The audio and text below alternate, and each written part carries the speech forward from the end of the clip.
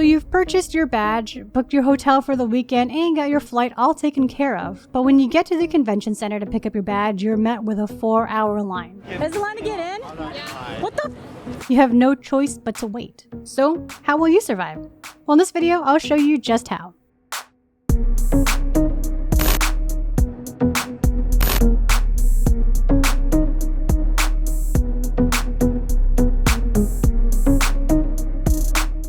Hey, my name is Sheena and welcome to The Attendee. This channel is all about conventions and events, primarily focusing on anime, comics, and gaming. So if you're new here and you're into that stuff, be sure to hit that subscribe button. So what is LineCon? Well, LineCon is the grueling long line at a convention, whether it's for picking up a badge, getting into a panel, or going through security just to get into the venue. So let's get right into the tips.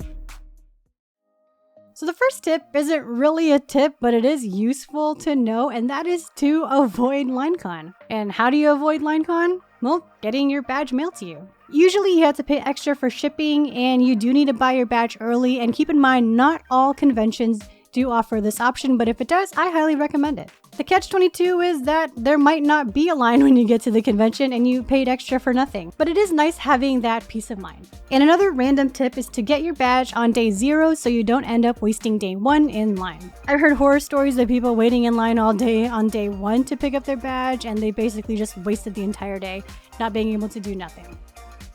So tip number 2 is to prep for the elements, especially if the lines are outdoors. Whatever the element is dependent on the time of year and the location of the event. Always be sure to look at the weather forecast before going. If it's hot, be sure to bring lots of water, sunblock, some kind of umbrella or hat to protect you from the sunlight, and even a little portable fan with a little mister at the end. Those are always nice.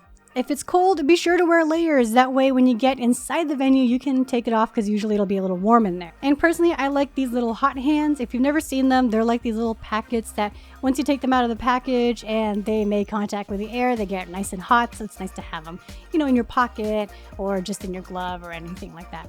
And if it's raining, of course, be sure to bring an umbrella. That way you don't get wet because you can get sick from the rain. And also bring some kind of bag that can protect your electronics. And speaking of electronics, tip number 3 is have some form of entertainment. You will be standing in line for a long time, so you need something to keep your mind off waiting.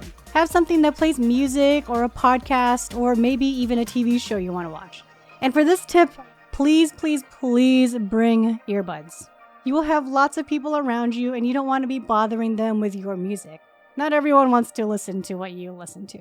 Another thing that you can bring that is a form of entertainment is a handheld console like a Nintendo Switch or a Steam Deck. Now I consider my friends a form of entertainment because they are a lot of fun people to be around. And it's nice to just sit there with friends and talk while you're waiting in line. Also, you can play little party games too, so that's always fun. And be sure whatever kind of entertainment you bring, make sure it's nothing too large because remember, you are going to be carrying it around for hours and that's not going to be fun for you. The next tip is to, of course, bring some kind of portable charger. You'll be on your phone a lot, you'll be on your Switch a lot, so you need something to charge it. I usually bring 2 power banks and a few wires just in case, but that's really up to you. It really depends on how much electronics you're bringing. And last but not least, shoes. Remember, you are in line for hours. You won't have the ability to sit down, so having some kind of shoe that is very comfortable is highly recommended.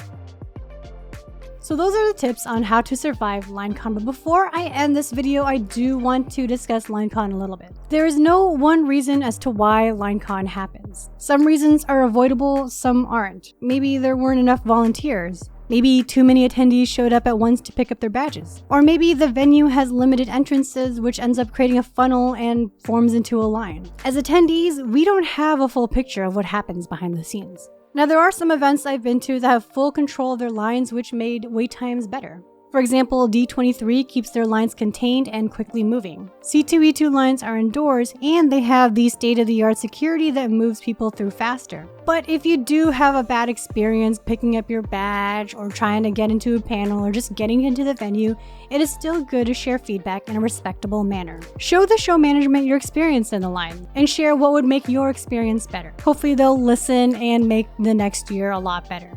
Anyways, I hope this video gave you ideas on how to survive your next LineCon. If you enjoyed this video, be sure to hit that subscribe button, and I will see you all next time.